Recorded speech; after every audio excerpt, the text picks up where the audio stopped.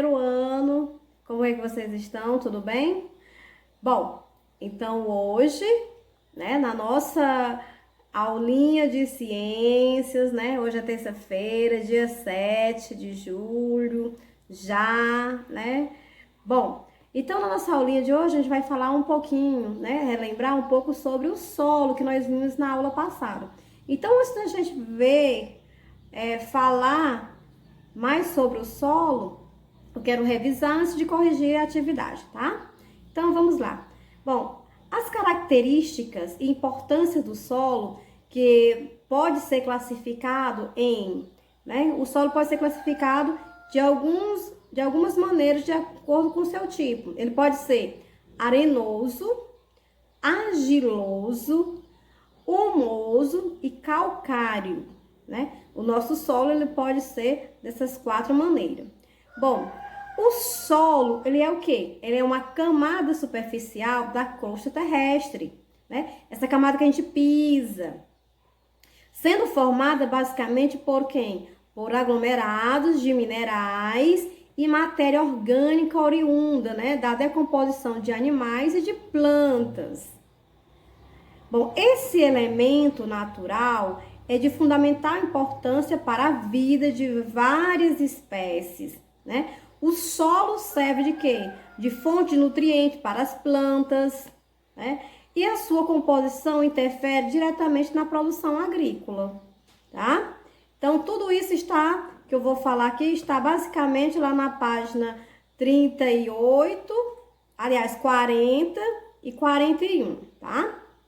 Primeiro eu vou explicar, depois a gente faz uma leitura do texto acompanhando, tá bom?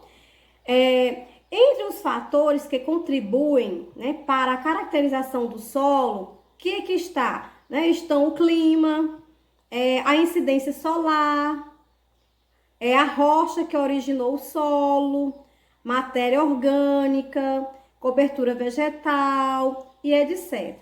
O solo pode ser classificado em, como eu já falei, arenoso, argiloso, humoso e calcário, tá? Bom, então cada um desses tipos de solo, eles têm uma função diferente. O solo arenoso, ele possui o quê? Uma grande quantidade de areia.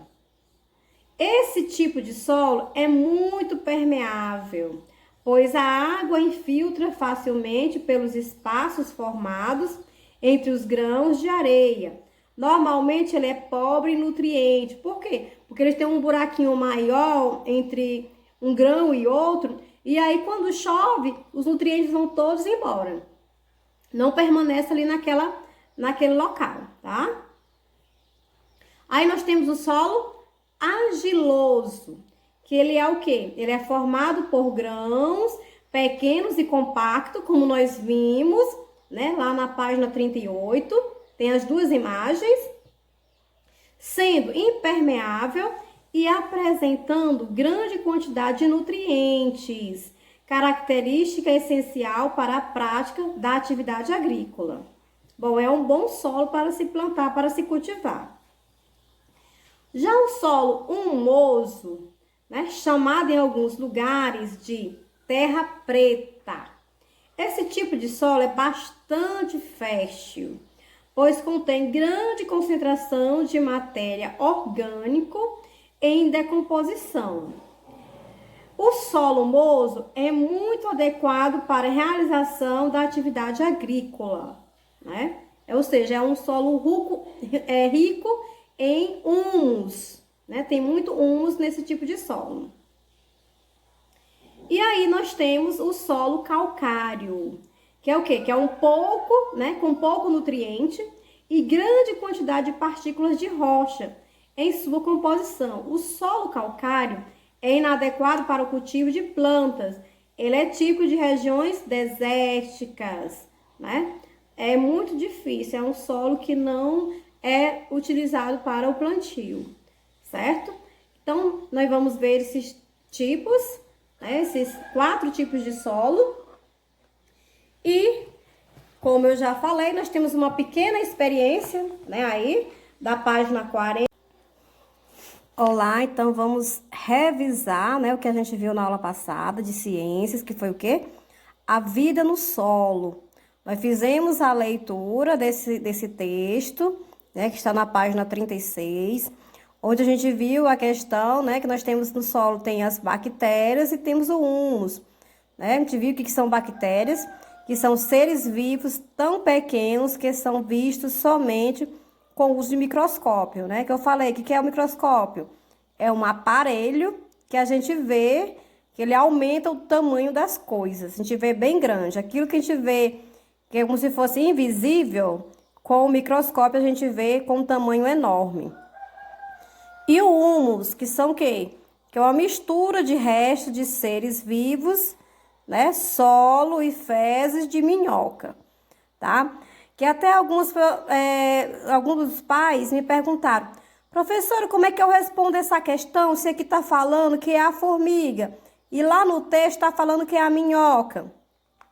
Bom, só lembrando que a formiga também vive debaixo da terra, ela também remove o solo, né? Bom, então vamos lá ver a parte do componente, né? Componentes do solo, que foi que a gente viu também. Então, só relembrando um pouco, ele diz aqui, ó. O solo é uma mistura de matérias inorgânicas e orgânicas, né? Os materiais inorgânicos são pequenos pedaços de rocha na forma de grãos, que é chamado de quê? A areia e a argila estão entre os principais grãos encontrados no solo. Eles têm tamanhos diferentes. Os maiores são de areia e os menores são de argila. Como a gente pode ver aqui do lado, né? Ó, amostra de argila e amostra de areia. Ok? Então, o material orgânico é aquele originado de seres vivos, como fezes, restos de animais mortos e partes de vegetais. Entre esses componentes, existem espaços, né? Que são os poros, ocupados por ar e água. Então, eu pedi para que vocês respondessem essas duas questõezinhas, mais uma outra lá na página 38. Então, vamos lá. Olha só. A primeira. Qual é a importância desse ar para uma formiga? Bom, olha só o que diz, ó. O ar presente no solo permite que a formiga respire. Então, é importante para quê? Para a respiração dos animaizinhos, né? Dos insetos que vivem debaixo do solo. A segunda, qual é a importância dessa água para uma árvore? Olha só, a água presente no solo é absorvida pela raiz da árvore, certo? Ok? Bom, então era isso. Eu vi as respostas, gostei, certo? Muito bem. Então, só para questão de conferência. Então, vamos lá para a página que eu pedi para que vocês fizessem. Na página 38, que é exatamente uma observação, não é isso? Bom, então temos aí, ó. Observação do solo. Que componentes formam o solo? Todo solo é igual ao quê? Todo solo é igual, né? Então, aí no caso, para vocês anotarem as ideias de vocês, tá bom? Aí nós temos material. Um par de luvas, né? 2 porções de solo, uma lupa, 2 folhas de papel branco, uma pá pequena, 2 sacos de plástico. E o modo de fazer. Coloque as luvas e com a pá, colete 2 amostras de solo de locais diferentes.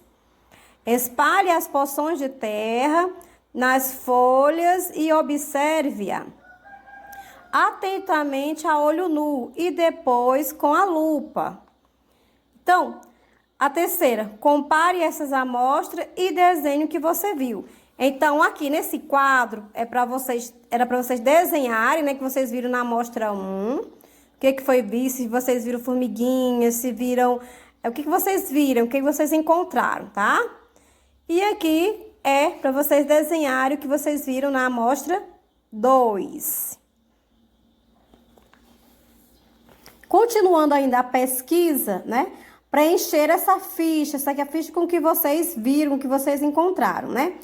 Então, tem assim, o local da coleta 1, a data, né? A cor, o tamanho dos grãos, né? Se tinha cheiro, né? Se tinha cheiro, você colocava sim, se não, coloca não. Essa amostra de solo é seca ou é úmida? Há insetos de organismos como asas de inseto e folhas? Bom, se vocês observaram que tem, coloca assim. Quem acha que não, coloca o não. O local 2, também se coloca o quê? A data, né? A cor, qual era a cor? Tem areias que é mais branquinha e tem areia que é mais avermelhada, mais marrom. Tem algumas que é bem escura, quase preta, né? Então, você colocaria que cor era essa. Tem cheiro, então, do mesmo jeito. Essa amostra de solo é seca ou é úmida?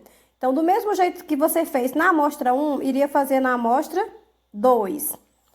E aqui, vocês iriam colocar o quê? A conclusão. O que foi que vocês concluíram?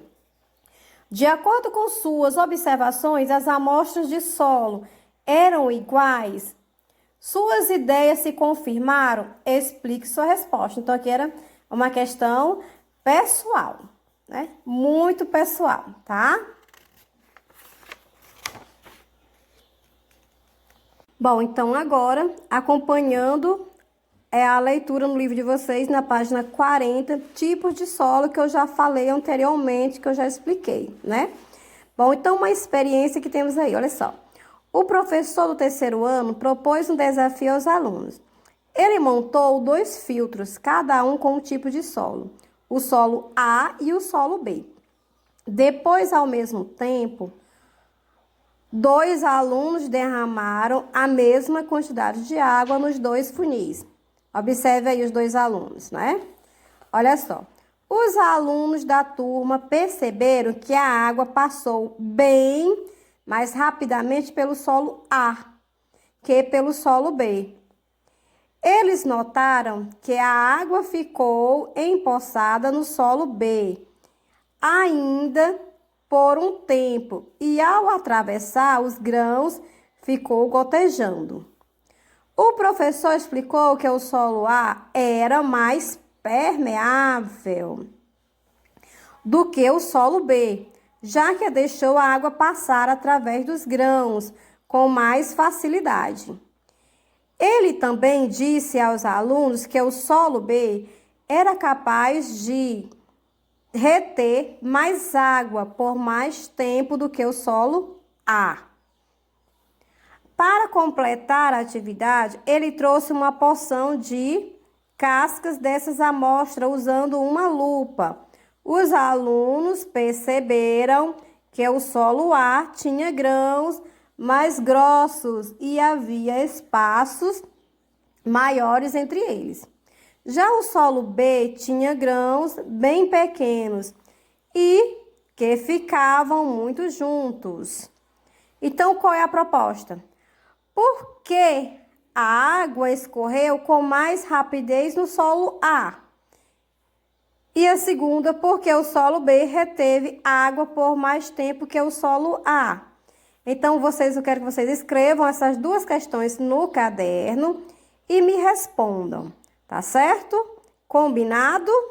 Bom, então eu aguardo as respostas de vocês, tá bom? Beijo e abraço e até a nossa próxima aulinha.